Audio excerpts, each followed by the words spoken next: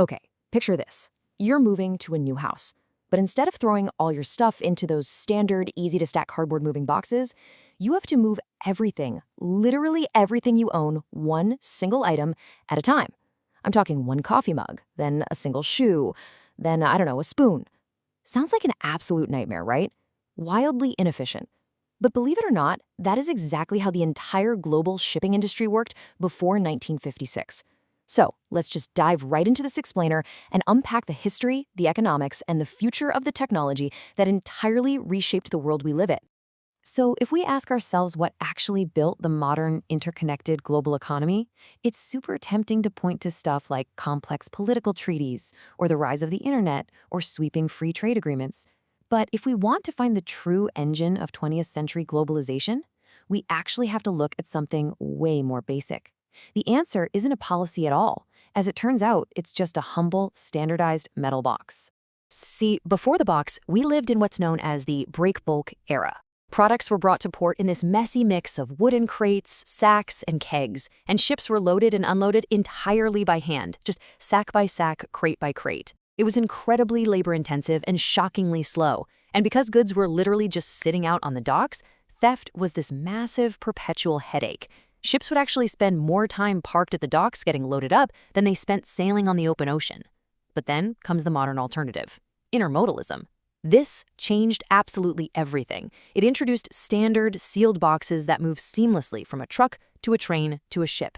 It kept the cargo completely secure and pretty much automated the entire loading process. A total game changer. All right, moving to Section 1, the Container Revolution, a 1956 breakthrough.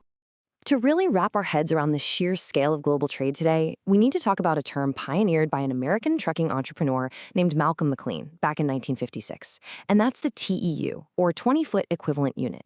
This is basically the standardized length of a shipping container. And just to give you a sense of scale here, early ships carried maybe a few dozen of these, but the largest modern container ships today, they can handle over 18,000 TEUs on a single voyage. It's massive. And that brings us back to intermodalism. McLean's brilliant breakthrough wasn't really just the box itself. It was the system. It was the realization that you never actually have to unpack the cargo until it reaches its final destination. A container full of products gets lifted straight off a truck chassis onto a ship, crosses the ocean, and gets dropped right onto a train on the other side. That seamless integration, it effectively shrank the world, it dropped labor costs off a cliff, and allowed goods to move globally with just incredible speed and efficiency. Which leads us to Section 2, the economics of the box, the first-mile trade-off.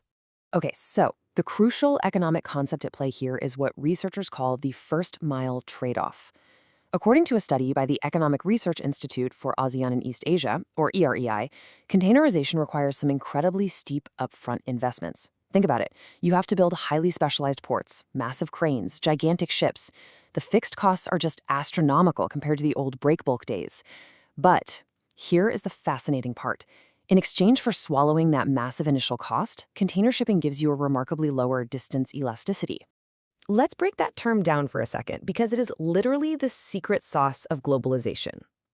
Distance elasticity is just a measure of how much the variable cost of shipping changes as you add more miles to the journey. Because containerization is so hyper-automated once that box is finally loaded onto a ship, adding extra miles barely moves the needle on the variable cost.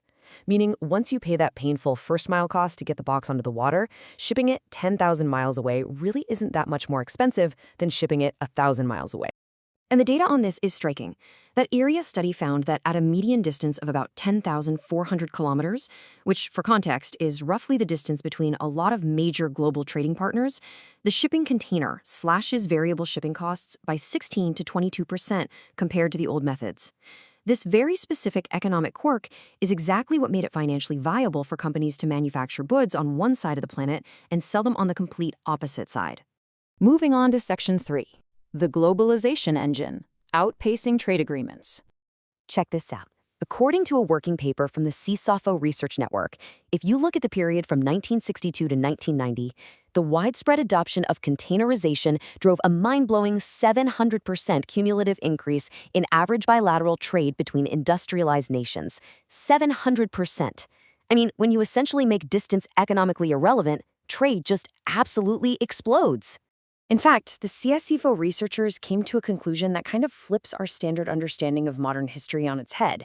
They found that containerization contributed more to the increase of world trade during that 1960 to 1990 period than trade policy changes like GATT or various regional trade agreements. We spend all this time endlessly debating the impacts of political free trade agreements, right? But this research pretty clearly shows that a physical, logistical improvement, literally just a metal box, actually outpaced global politics when it came to driving the modern globalized economy. All right, Section 4, Local Costs, Global Gains, Port Dynamics. So, research from the National Bureau of Economic Research, the NBER, outlines this really fascinating tug-of-war that port cities experience. On the one hand, you get these massive aggregate welfare gains. Seaport development makes a city incredibly attractive by offering unbeatable market access. That leads to booming populations and lower trade costs for businesses that set up shop there. But on the flip side, these host cities bear some intense localized burdens. We're talking severe urban congestion, massive strain on local infrastructure, and very real localized environmental costs. The NBER points out, pretty impartially, that while the overall economic welfare gains are absolutely positive and substantial, those local burdens actively offset some of the city's initial attractiveness. And the pressure on these host cities, it is only going up. To grasp the current sheer volume of this system, look at the recent data from the UN Trade and Development Hub. In 2024, a staggering 920 million TEUs were handled in ports worldwide. Over 900 million. That represents an annual growth rate of 6.9%, which is a really significant acceleration compared to previous years. But what's really eye-opening here is where all this traffic is actually happening today. The global loading centers have shifted dramatically. Ports in the developing economies of Asia now handle a massive 60% of the world's port container traffic. I mean, compare that to just 7% in the developing Americas and 5% in developing Africa.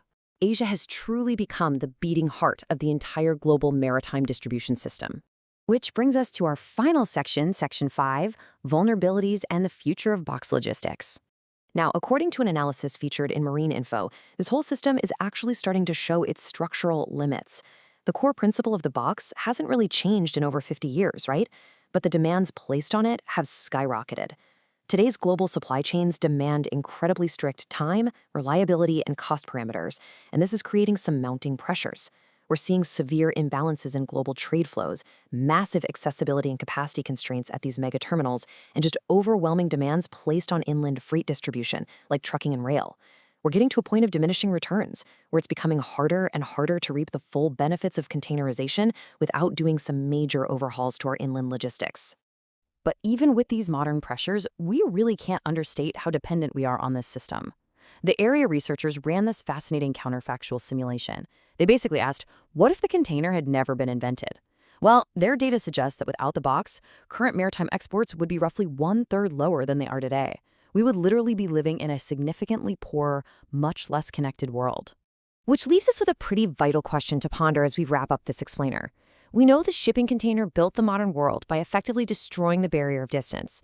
But with global supply chains currently straining under these severe capacity limits, inland congestion, and shifting trade imbalances, has the era of massive, easy trade gains from the box finally reached its limit? Or is the logistics industry on the verge of some new digital revolution that's going to unlock the next 50 years of growth? Definitely something to think about the next time you see a truck carrying one of those simple metal boxes down the highway. Thanks so much for joining me, and as always, keep questioning the world around you.